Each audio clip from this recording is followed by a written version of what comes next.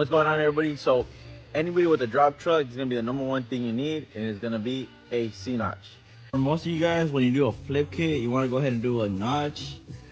This dude, he's gonna do drop shackles and a flip kit, and as you can see, completely bottomed out. I have done these type of videos in the past, but I'm gonna go ahead and do an updated one for you guys. We probably have one of the best fitting notches where you gotta slide it and boom, in place. Of course, you want to find your center because your flip kit is gonna put your diff at a certain spot. Usually our notches line up right next to that hole with a Magoys and Belte flip kit.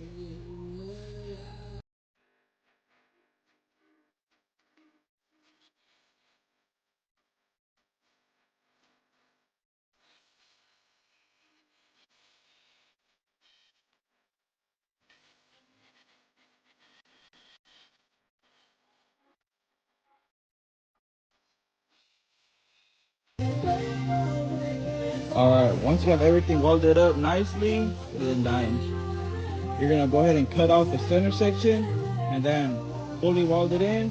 After that, you're gonna go ahead and cut this center bed rail out.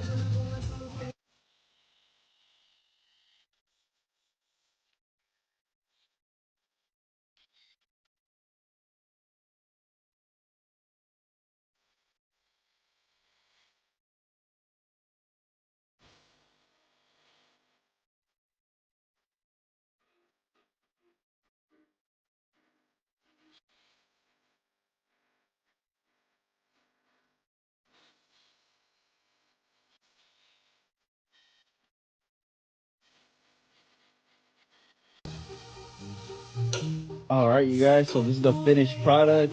Under bed notch with the shock relocation. If you have a drop truck, definitely invest in a notch, specifically an underbed or a step notch. If you want a better ride, go ahead and add that shock relocation. Give your shock a better angle, better ride overall.